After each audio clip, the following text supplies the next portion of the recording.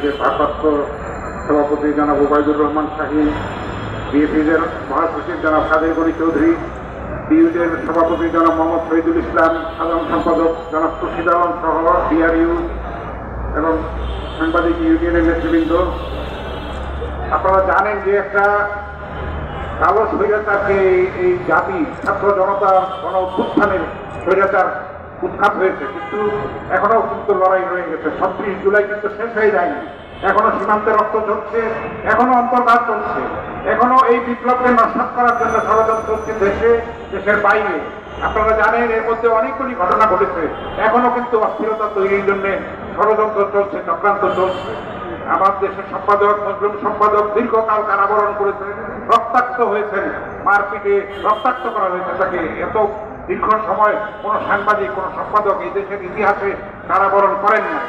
এই অন্যায় এবং জুলুম করে যে তার উপরে রায় দেওয়া হয়েছে, আমি সেই রায় পুনর্বিবেচনার রিভিউ করার জন্য দাবি জানাই। সেই তথাকথিত বিচারপতি খায়রুল হক, সুরেন্দ্র কুমার সিনহা যারা এখন বড় বড় কথা বলে বেড়ায়, তাদেরকে বিচারের আওতায় আনার জন্য আমি দাবি জানাচ্ছি। এবং যারা এই স্বৈরাচারের দোষর হিসেবে যারা তাকে ষড়যন্ত্রের স্বীকার করেছিল, আমার দেশকে বন্ধ করে দিয়েছিল, 2 বার আগুন দিয়েছিল, সেই তাদের বিচার করতে হবে, ক্ষতিপূরণ দিতে হবে। এখনো কিন্তু কালাকানুন বহাল রয়ে গেছে, সংবাদপত্রে কণ্ঠরোধী যেসব সাইবার অ্যাক্ট, তারপরে সিকিউরিটি, ফিজিক্যাল সিকিউরিটি অ্যাক্ট রয়ে গেছে, সেগুলি অবিলম্বে সেগুলি প্রত্যাহার করতে হবে। এই সরকারের বয়স 2 মাস হয়েছে, কিন্তু আমরা সেই ক্ষেত্রে অগ্রগতি, উল্লেখযোগ্য অগ্রগতি এখনো দেখতে পাচ্ছি না। এটা কোনোভাবেই অভিপ্রেত নয়।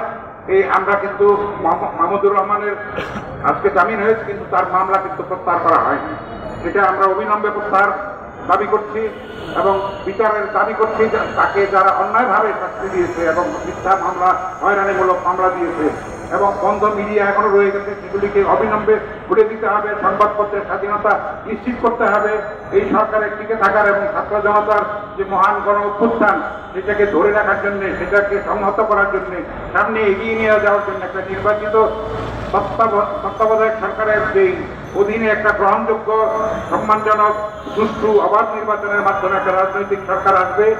তারা এগিয়ে নিয়ে যাবে, এই সংস্কার এগিয়ে নিয়ে যাবে। এটা একটা ধারাবাহিক প্রক্রিয়া। সেই লড়াইয়ে আপনাদের সবাইকে শরীক হওয়ার জন্য, দায়িত্ব পালন করার জন্য, দেশপ্রেমের পরিচয় দেওয়ার জন্য, সহিষ্ণুতার পরিচয় দেওয়ার জন্য আমরা অনুরোধ জানাবো। সেই প্রত্যয় এবং অঙ্গীকার হোক আজকে আমাদের এই সংগ্রামী সমাবেশের অঙ্গীকার। আপনাদের সবাইকে ধন্যবাদ। আল্লাহ হাফিজ। বাংলাদেশ জিন্দাবাদ।